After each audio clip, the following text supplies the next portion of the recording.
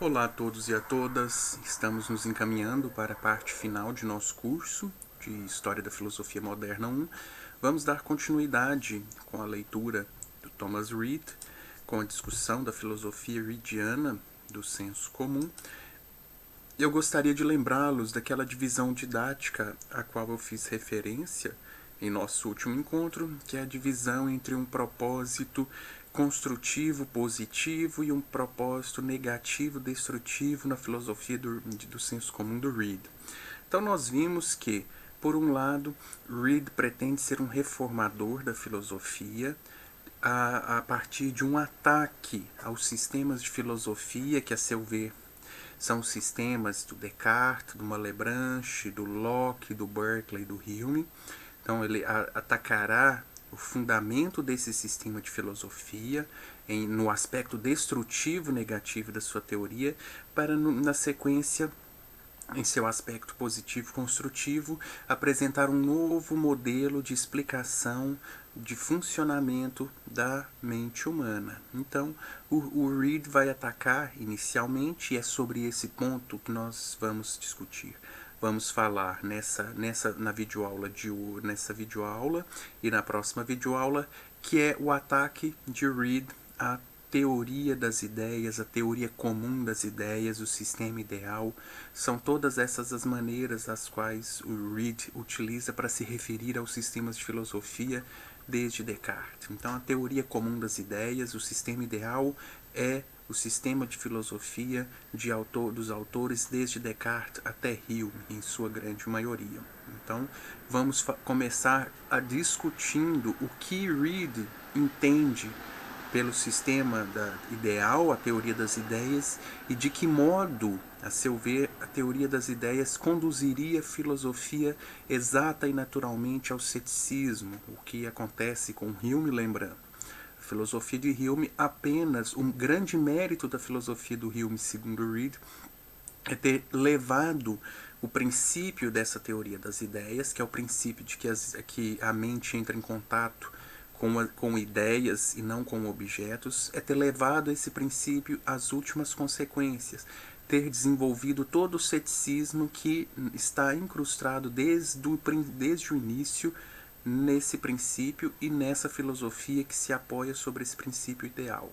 Então, começamos agora com a discussão do Reid da teoria das ideias. Então, o princípio do sistema ideal. Então, mais uma vez, sistema ideal, teoria comum das ideias, teoria das ideias, é o modo como Reid se refere aos sistemas de filosofia desde Descartes.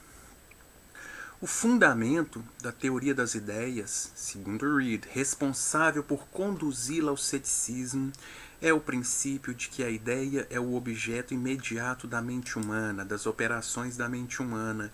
Então, a mente, no sistema ideal, na compreensão dos autores do sistema ideal, a mente não entra em contato com suas próprias atividades, tampouco entra em contato com os objetos do mundo externo.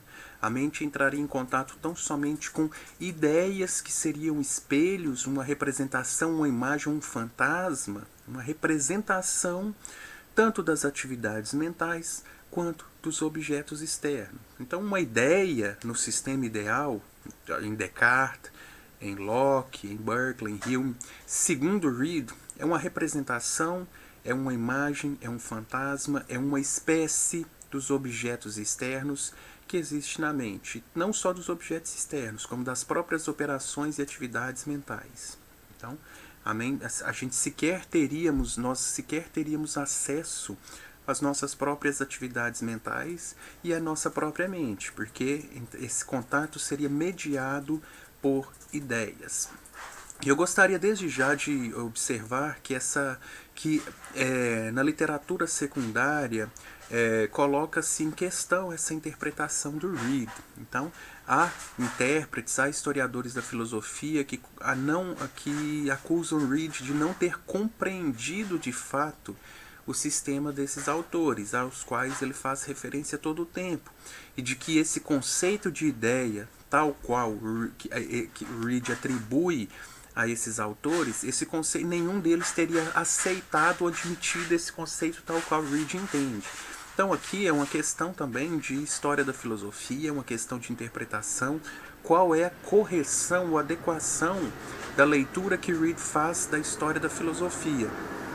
Então, para o Reid, quando Descartes, quando Malebranche, quando Locke, quando Berkeley, quando Hume está fazendo referência à ideia, à noção de ideia, eles não estão fazendo referência a uma operação da mente, uma atividade mental específica. Eles estão fazendo referência a algo como uma entidade mental que seria distinta da mente e de suas operações. Uma entidade, um objeto, de fato, ontologicamente, seria um objeto que é distinto da própria mente quanto daquilo que ele representa. Então, seria um elemento intermediário, como nós podemos ver nessa representação que eu já apresentei na última aula, em nosso último encontro. Então a mente entra em contato com uma ideia que representa um objeto, e sendo esse objeto uma qualidade do mundo externo, de um objeto do mundo externo, ou uma atividade, uma operação mental. Então, existiria, segundo Reid, na filosofia desses autores, no sistema ideal, uma ideia que é uma entidade distinta da própria mente. Então, o Descartes não estaria falando de ideias enquanto modos, nem o Locke estaria falando de ideia enquanto um modo do pensamento, uma atividade do pensamento, mas enquanto um objeto, uma entidade que existiria dentro da mente. Então, no caso da percepção dos objetos do mundo externo, que o próprio, e eu cito Reid, que o próprio objeto externo não é percebido, e esse é o fundamento da teoria das ideias, do sistema ideal. Então, que o próprio objeto externo não é percebido, mas apenas a espécie ou imagem dele na mente. Nem Descartes, tampouco seus seguidores, pensaram em colocá-lo em questão, persuadidos que estavam de que o objeto é somente uma imagem representativa na mente. Então, esse é o princípio ideal, a hipótese ideal, que fundamenta os sistemas de filosofia de todos esses autores, e o Reid observa que nem Descartes, nem nenhum desses outros autores jamais colocou em questão esse princípio que eles receberam da filosofia antiga, que, como eu disse, segundo Reid, isso está presente em Pitágoras, em Platão, nos Peripatéticos, passa pela história da filosofia e chega em Descartes. E o Descartes jamais ousou colocar em questão, ou esses outros autores, se de fato existem ideias na mente, e se essa é a melhor maneira ou a maneira adequada de se explicar o funcionamento da mente, como se a mente só funcionasse a partir de ideias. Então, nenhum deles colocou isso em questão, nenhum deles discutiu, e nós vamos ver esse ponto mais exatamente em nosso próximo encontro. Na próxima videoaula é que eu falarei da crítica do Reid ao princípio da teoria das ideias. Agora eu estou me dedicando mais exatamente a explicar qual a compreensão que o Reid tem da teoria das ideias, ou o que é essa teoria das ideias, de que modo ela se desenvolve desde Descartes até Hume. Então essa é a compreensão de Reid da história da filosofia dos séculos 17 e 18.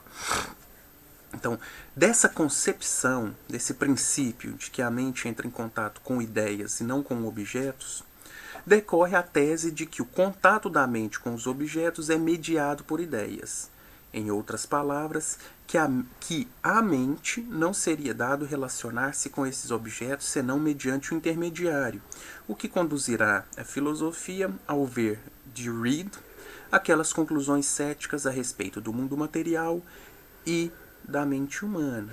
Então, lembremos que com Descartes, nós encerramos a discussão da sexta meditação, nós encerramos a discussão com a dificuldade que o Descartes encontra para mostrar que os objetos externos, as nossas ideias daquilo que mais tarde viria a ser chamado de qualidades secundárias por Locke, que as nossas ideias de qualidades secundárias, sons, sabores, cores, gostos, que essas ideias se assemelhariam, a representação dessas ideias se assemelhariam de alguma maneira às qualidades nos objetos externos. Então é o problema da identidade. Os objetos externos são tal qual nós os percebemos. Para o Descartes, nós podemos estar certo no que diz respeito àquilo que podemos conhecer pelo intelecto, ou seja, as qualidades primárias ou a extensão. Aquilo que nós podemos reduzir à extensão, nós podemos conhecer certamente e são tais quais nós percebemos. Agora, todas essas outras coisas, essas ideias muito confusas, de sons, sabores, cheiros e cores, essas ideias nós não podemos estar certos, por enquanto, pelo menos, de que elas são semelhantes ao que existe fora no objeto do mundo externo. Então nós vimos esse problema em Descartes, passa por Locke, chega ao Berkeley, e o Berkeley decididamente opta por negar a existência de substâncias materiais diferentes de ideias, ou seja, ele faz um corte, uma separação, ele elimina a possibilidade de um mundo externo de objetos físicos materiais, mantendo que só existem ideias, e vimos também que o Hume opta por uma posição cética, inclusive a respeito da existência de uma mente distinta das ideias e impressões do conjunto de percepções. Então nós podemos perceber ao longo desse curso de História da Filosofia que o problema das ideias, tenha Reid acertado ou não em sua compreensão da noção de ideia nas filosofias dos séculos XVII e XVIII, a verdade é que as ideias parecem de fato estarem de alguma maneira relacionadas ao ceticismo, ou parecem conduzir de alguma maneira a filosofia ao ceticismo. E é essa compreensão que nós vamos ver o Reid apresentá-la de uma maneira didática. Ou seja, o Reid estará apontando o dedo para Descartes e os autores que vieram na sequência para dizer: todos vocês, de alguma maneira, em algum sentido, vocês são céticos, ainda que involuntariamente, ainda que acidentalmente, vocês assumem um princípio de filosofia, na filosofia, que é o princípio de que a mente entra em contato com ideias e não com objetos. Vocês assumem acriticamente esse princípio, e esse princípio é o que leva a filosofia ao ceticismo, que leva às posições radicalmente céticas presentes na filosofia humeana, aquele solipsismo extremo. Então, não só a percepção dos objetos do mundo externo, como a memória e a imaginação nesse sistema de filosofia, no sistema ideal, funcionariam a partir de ideias também. Então, dizem que essa ideia, segundo Reid, existe agora em minha mente, ou no sensório, que a mente contempla essa ideia presente, encontrando nela uma representação do que é passado ou do que pode existir, no caso da imaginação, chamando a memória ou imaginação. Essa é a doutrina da filosofia ideal. Então, tanto a percepção dos objetos do mundo externo, quanto a memória, quanto a imaginação, nesse sistema de filosofia, funcionariam a partir da noção de ideia, dessa entidade que serviria de intermediário para o conhecimento. Então, de fato, os filósofos me dizem que o objeto imediato de minha memória e imaginação, nesse caso, não é a sensação passada, mas uma ideia dela, uma imagem, um fantasma ou uma espécie do cheiro que senti. Que essa ideia agora existe em minha mente ou no meu sensorium, e a mente, contemplando essa ideia presente, a considera uma representação do passado ou do que pode existir, e em conformidade com isso, a denomina memória ou imaginação. Essa é a doutrina da filosofia ideal. Então, e no caso ainda que não esteja explícito aqui nessas passagens, inclusive a consciência seria explicada a partir de ideias. Então, eu saberia da existência de minhas atividades mentais, eu saberia que eu duvido, que eu acredito, que eu afirmo, que eu nego, que eu raciocino, todas aquelas ideias de reflexão, lembrando do Locke, todas aquelas ideias de reflexão são ideias de atividades e operações mentais. Então, mesmo o conhecimento de nossa mente seria mediado por ideias. Então, eu teria consciência de ideias que representariam as operações e atividades mentais, da mesma maneira que eu tenho percepção de ideias que representariam os objetos do mundo externo, ou eu tenho percepção de ideias que representariam acontecimentos e eventos do passado, objetos percebidos no passado. Então, para o Reid, essa teoria, esse princípio ideal, ele estaria presente já na filosofia dos antigos. Então, a origem do princípio do sistema cartesiano, na leitura reidiana, remonta à filosofia antiga, mais especificamente aos pitagóricos, a Protágoras, a Platão e a Aristóteles. Ainda que Descartes tenha rompido com a filosofia aristotélica, ele assume acriticamente um princípio do pensamento dos antigos e o traz para o interior de sua própria filosofia, e esse é o princípio ideal. Aquelas noções tornaram-se um sistema pelos pitagóricos 2000 anos atrás. Então essa é uma hipótese do Reid, que é a teoria das ideias, tal qual recebida por Descartes e desenvolvida pelos autores modernos, teria nascido já na antiguidade. Esse sistema foi adotado por Platão e foi embelezado com todos os poderes por uma imaginação fina e elevada. Devo, em conformidade com o costume, chamá-lo de sistema platônico das ideias, embora, em realidade, ele tenha sido uma invenção da escola pitagórica. Dessa maneira, aquele filósofo, e aqui ele se refere a Platão, concebeu que, pelos sentidos, percebemos apenas as sombras das coisas e não as coisas elas mesmas. Parece que ele tomou emprestado suas noções sobre esse tema dos pitagóricos e muito provavelmente do próprio Protágoras. Se dermos anuência ao gênio alegórico de Platão, seus sentimentos sobre esse tema correspondem muito bem com aqueles do ilustrado Aristóteles e dos peripatéticos.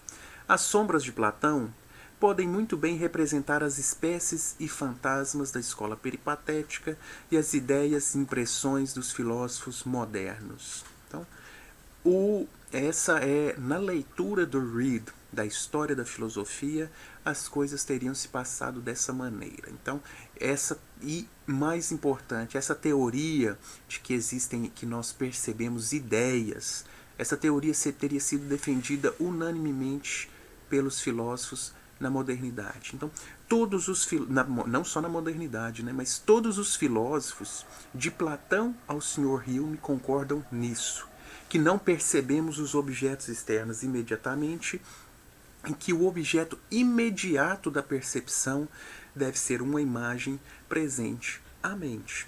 Então, para além de toda e qualquer questão sobre a pertinência dessa leitura do Reid da história da filosofia moderna, de toda a filosofia, né, nesse caso, é assim que ele compreende que as coisas se passam, é assim que ele compreende que a filosofia, a investigação filosófica caminha rumo ao ceticismo. Como nós veremos,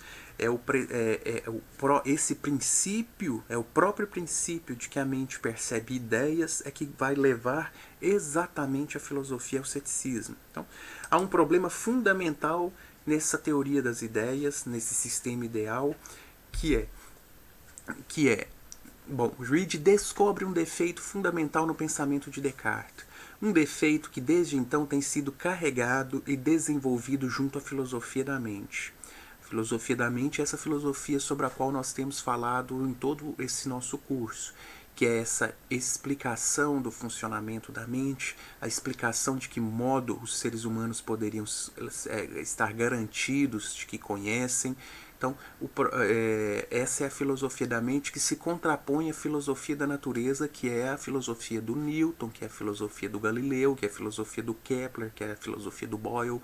Então, no âmbito da filosofia da mente, todos esses autores teriam desenvolvido seus pensamentos a partir desse princípio em comum, aceito desde os tempos de Pitágoras. E o problema é que esse princípio leva a filosofia às perniciosas consequências céticas que se encontram mais claramente desenvolvidas, maximamente desenvolvidas na filosofia humeana. Então, a teoria das ideias, ou o sistema ideal, traz em si a semente do ceticismo. Então, Reid entende, mais uma vez, que Na verdade, o Reid entende que a filosofia no século XVIII está completamente dominada pelo ceticismo. Então, o problema do século XVIII, da filosofia da mente, é que em todos os âmbitos nós vivemos uma crise cética. Nada está garantido, não há fundamento certo para nenhum dos nossos conhecimentos. O ceticismo ameaça a vida em sociedade, ameaça a moral, ameaça a ciência, ameaça a religião. Há uma crise cética, ceticismo em todos os campos. E, a seu ver, o problema é um problema de fundamento. É o fundamento dessas filosofias que vão conduzir o pensamento filosófico ao ceticismo. Esses fatos, que são inegáveis, realmente dão razão para se pensar que o sistema do entendimento humano de Descartes, que pedirei permissão para chamar de o sistema ideal, e que, com algumas melhorias feitas por esses últimos autores, se referindo a Malebranche, a Locke, a Berkeley e a Hume, feita por esses últimos autores, é agora geralmente aceito, tem um defeito original. Esse ceticismo está incrustado nele e cresceu com ele e, portanto, precisamos deixá-lo aberto à fundação e examinar os materiais antes de podermos ter a esperança de que surja algum conhecimento sólido e útil desse tema. Então, para que a filosofia da mente, a filosofia do século XVIII, finalmente possa começar a ser construída sobre um novo fundamento, sobre um fundamento sólido, e que o conhecimento humano possa finalmente começar a se desenvolver, é preciso atacar o sistema ideal, a teoria comum das ideias. E para isso é preciso atacar o fundamento do pensamento de todos esses autores, e o fundamento é o princípio ideal, a hipótese ideal, a compreensão de que a mente entra em contato com ideias. Então, aqui eu preciso esclarecer que o Reid entra em conflito, na verdade, com duas formas de ceticismo em sua filosofia. Então, ao dizer que o Reid, ao responder a uma forma de ceticismo, o Reid não está respondendo a todas as formas de ceticismo possíveis na Idade Moderna, nem a todas as que ele compreende. Então, a filosofia reidiana, a filosofia do senso comum reidiana, pretende responder a duas formas de ceticismo. A primeira dessas formas de ceticismo, é o ceticismo do sistema ideal, que é o dos sistemas de Descartes até Hume. Tal como Reid o entende, o sistema ideal tem uma relação muito próxima com o ceticismo. Ele é baseado sobre a hipótese de que as ideias são os únicos objetos imediatos das operações da mente. Então, para responder ao ceticismo presente no sistema ideal, é preciso atacar o fundamento deste sistema, que é essa hipótese ideal sobre a qual temos falado amplamente nesse encontro. E a outra forma de ceticismo que o Reid pretende responder, e sobre a qual acredito que não terei tempo para falar, é o ceticismo sobre a fiabilidade epistêmica das faculdades da mente. O que isso quer dizer? É aquele ceticismo tradicional de que colocam a dúvida sobre as capacidades de conhecimento humanas, a capacidade humana de conhecimento, a partir de uma dúvida sobre as nossas faculdades. Então, os sentidos, a razão, a memória, essas faculdades são capazes de nos conduzir ao conhecimento? Nós estamos legitimados em assumir essas faculdades como fontes fiáveis de conhecimento? Então, de modo conciso, o ceticismo sobre a fiabilidade, a veracidade das faculdades mentais é aquela forma de ceticismo que coloca em questão as crenças do senso comum. Então, por exemplo, eu coloco em questão uma crença sobre a existência dos objetos do mundo externo porque coloco em questão a faculdade da percepção. Eu coloco em questão uma crença matemática, como, por exemplo, um simples cálculo 2 com 2 são 4, a partir de uma dúvida a respeito da minha faculdade de raciocinar.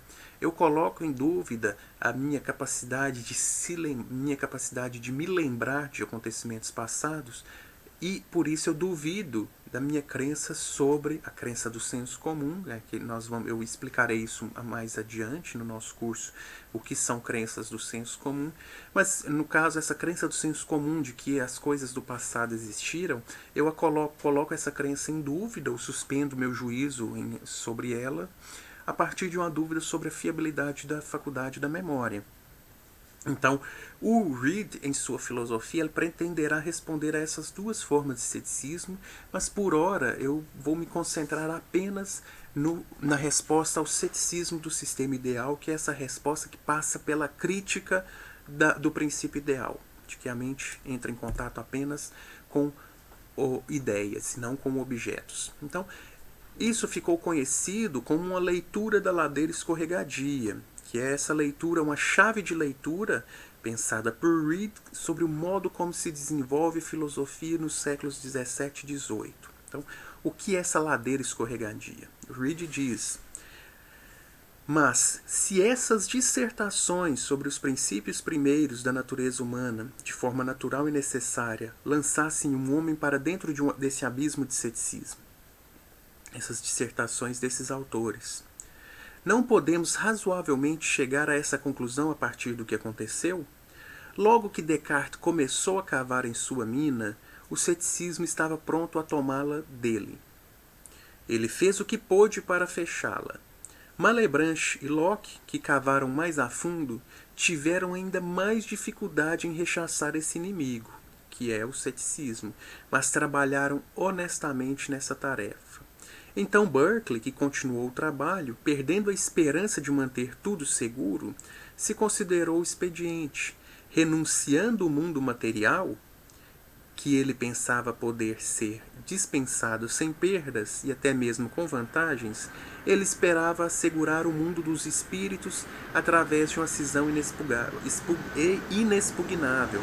Mas eis que o Tratado da Natureza Humana cruelmente minou a fundação dessa cisão e afogou tudo em um dilúvio universal. Então nós temos uma ladeira escorregadia no sentido de que a partir do momento em que Descartes começou a raciocinar a partir do princípio ideal, a filosofia começou a rumar em direção ao ceticismo radical. Então nós temos, com Descartes, nós temos a perda das qualidades secundárias. Então nós não sabemos se o doce é doce, se o calor é quente, se o objeto externo que sentimos como quente é quente, se o objeto que vemos como vermelho é vermelho.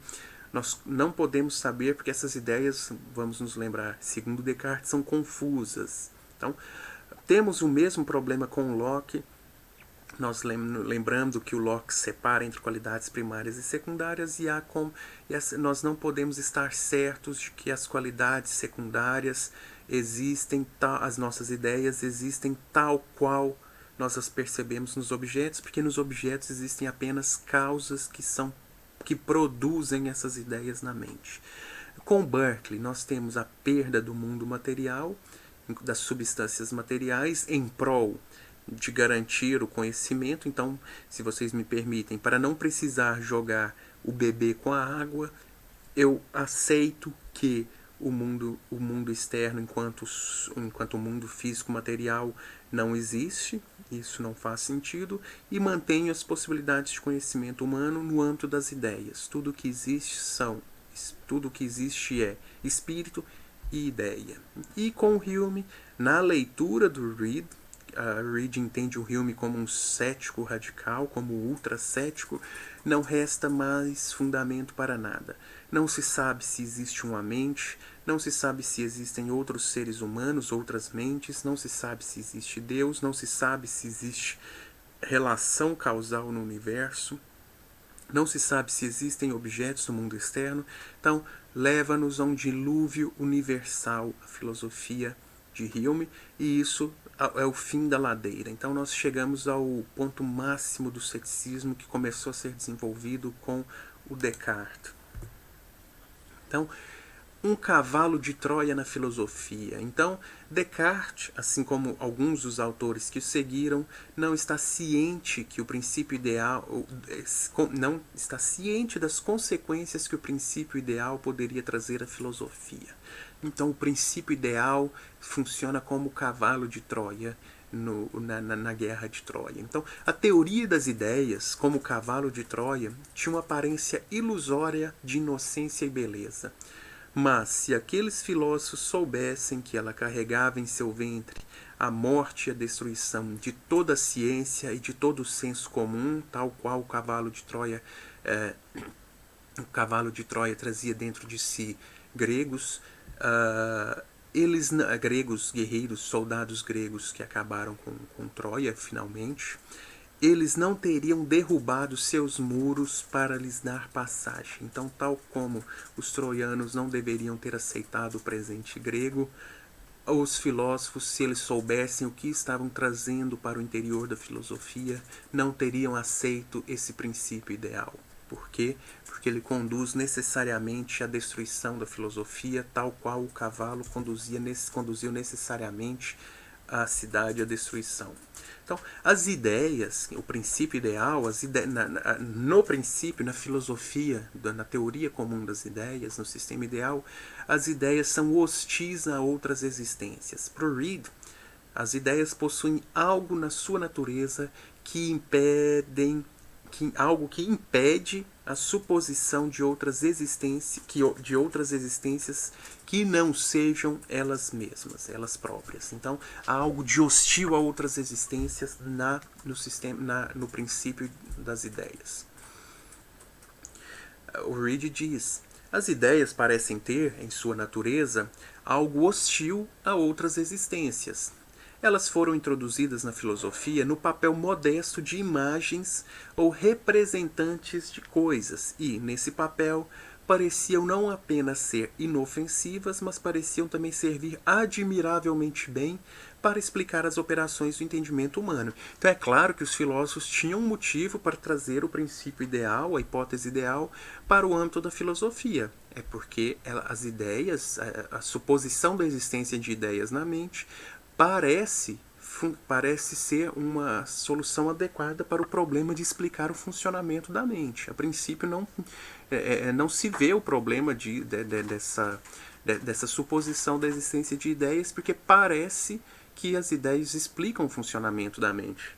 Todavia, desde que os homens começaram a raciocinar de maneira clara e distinta sobre elas, ou seja, Descartes, elas substituíram gradativamente seus constituintes e minaram a existência de todas as coisas, exceto delas mesmas. Ou seja, primeiro se perde as qualidades secundárias no mundo externo. Nós não sabemos se os objetos são quentes tal qual nós os sentimos, não sabemos se eles possuem as cores tal qual nós os vemos, não sabemos se eles são doces, se eles produzem tais sons. Nós perdemos as qualidades primárias. Na sequência, nós perdemos perdemos inicialmente as qualidades secundárias e na sequência perdemos as qualidades primárias. Berkeley levou a filosofia ao imaterialismo. Não sabemos, ou não há um mundo externo constituído de objetos físicos, materiais. E finalmente o Hume teria levado à suposição, ao solipsismo de que tudo o que existe é impressão e ideia. Não sabemos sequer se há uma mente para além dessas impressões e ideias. Então, da condição de imagem de objetos externos, as ideias passaram à condição de únicas existências possíveis. Esta hostilidade pode ser compreendida quando se tem visto o conjunto de conclusões a que os filósofos modernos chegaram a partir dessa hipótese.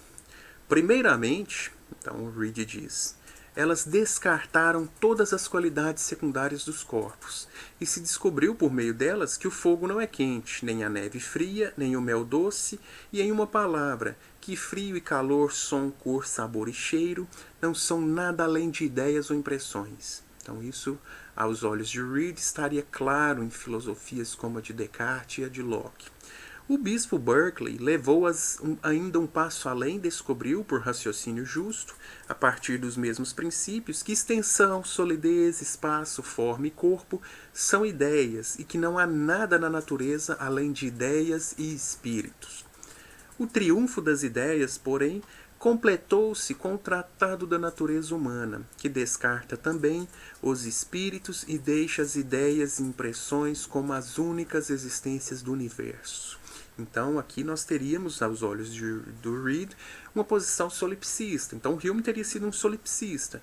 Não estou certo de nada mais no universo a não ser da existência dos meus próprios conteúdos mentais, de minhas impressões e de minhas ideias.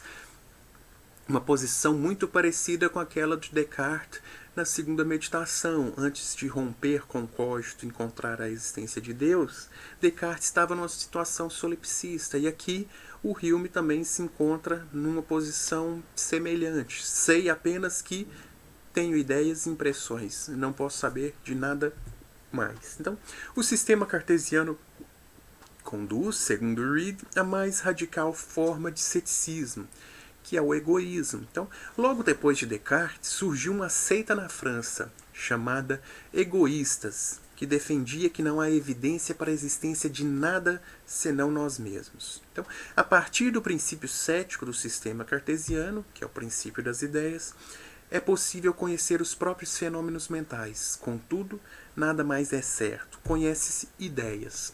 Então, os egoístas seguidores de Descartes encerram a investigação filosófica na descoberta do cogito. E o Reed cita o Reed mais uma vez.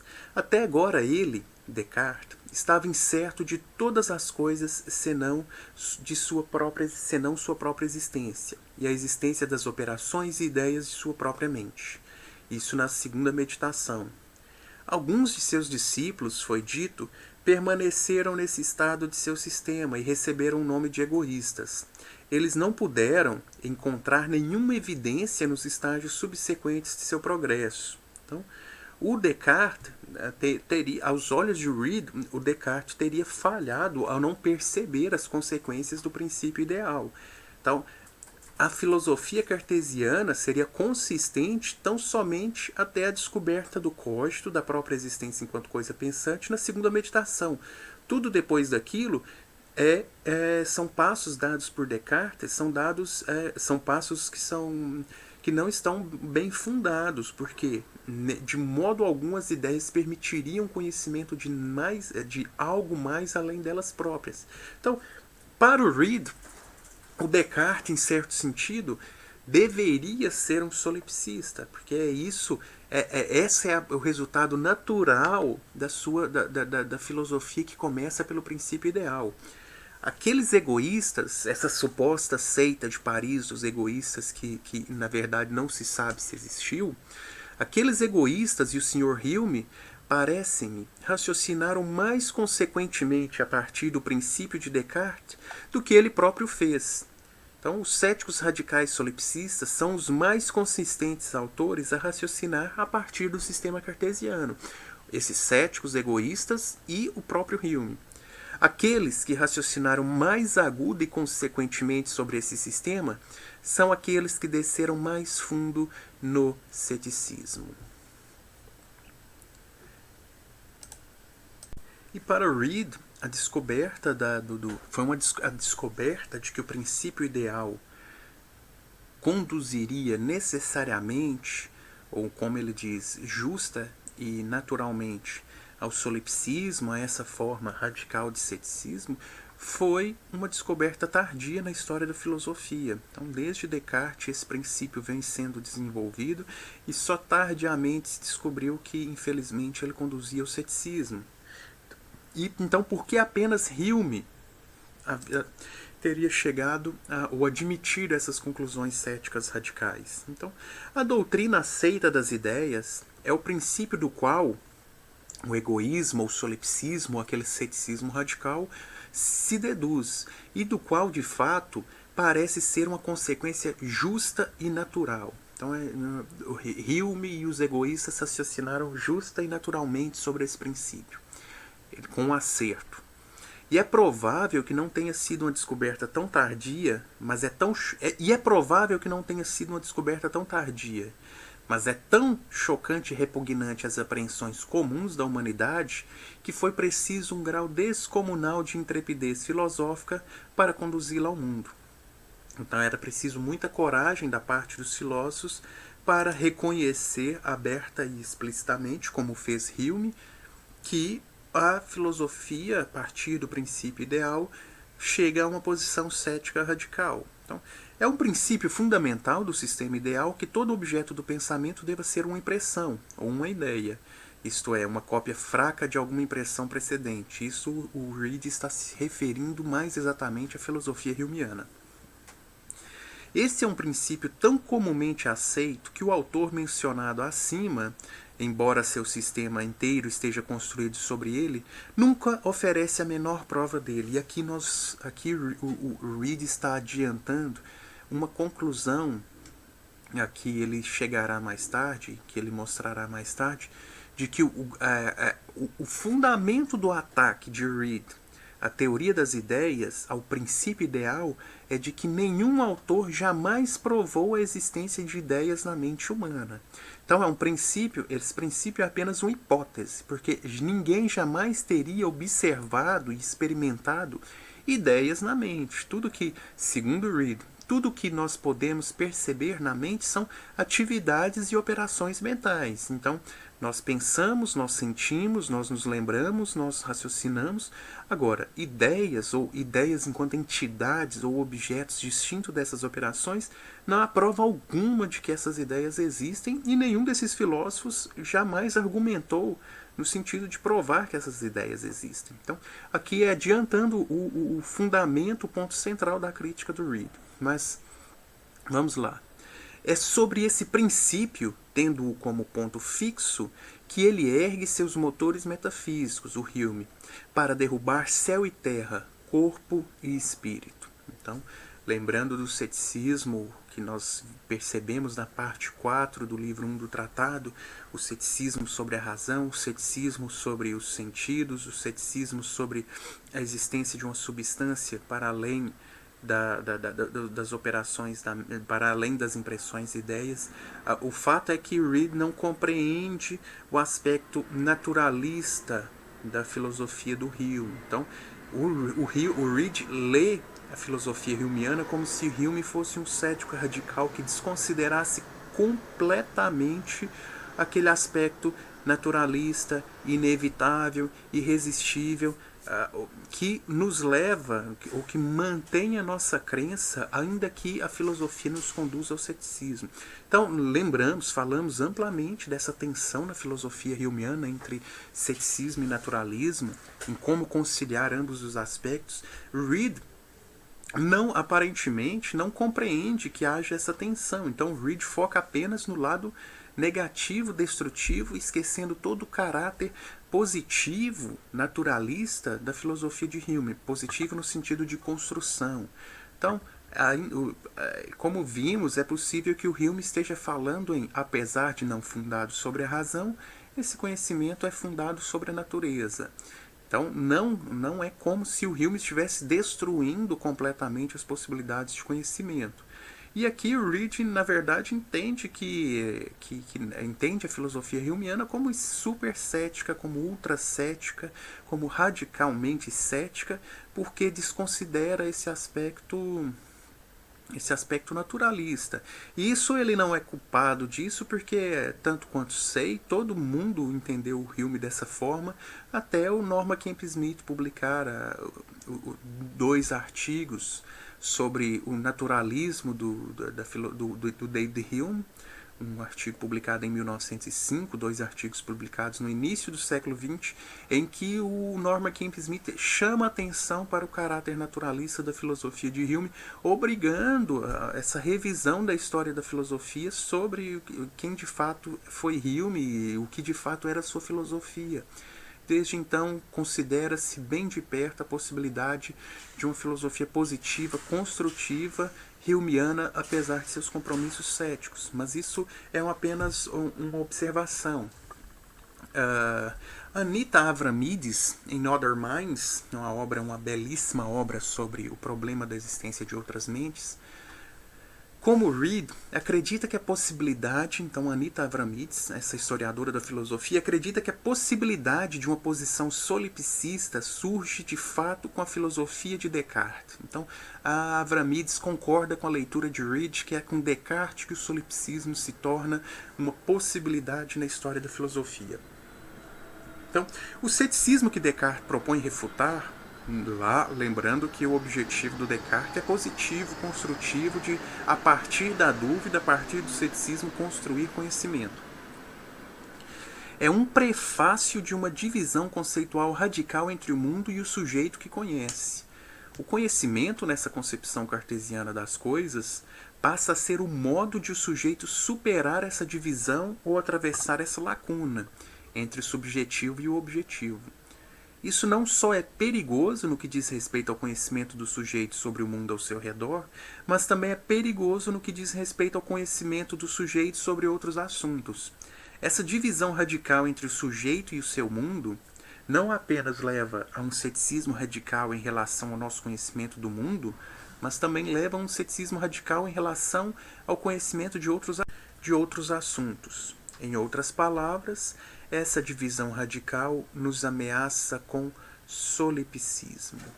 Então, a Anita Avramides também concorda com a interpretação de Reid de que o solipsismo teria surgido pelo menos na segunda meditação do Descartes. Os passos dados por Descartes a partir da segunda meditação talvez não sejam passos legítimos. Descartes, de fato, poderia ter se mantido preso dentro dessa cadeia do cogito, porque não haveria maneiras de se escapar dali. Mas então eu encerro aqui a nosso segundo encontro sobre a filosofia de Reid. Essa é a compreensão de Reid da história da filosofia moderna.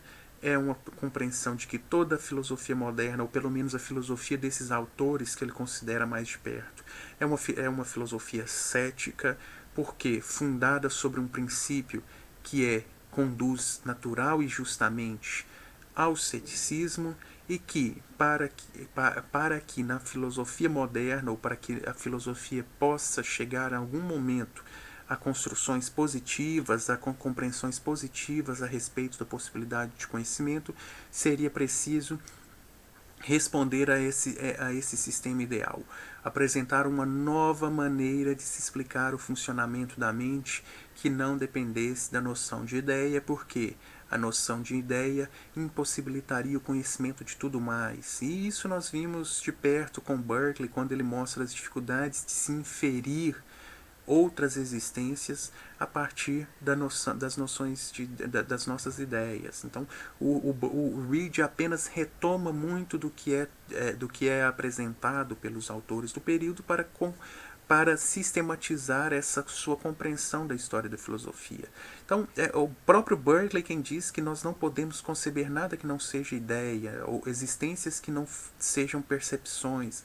Então, reduz o conhecimento ao conhecimento de ideias, jogando o mundo material na lata do lixo, se vocês me permitem a expressão.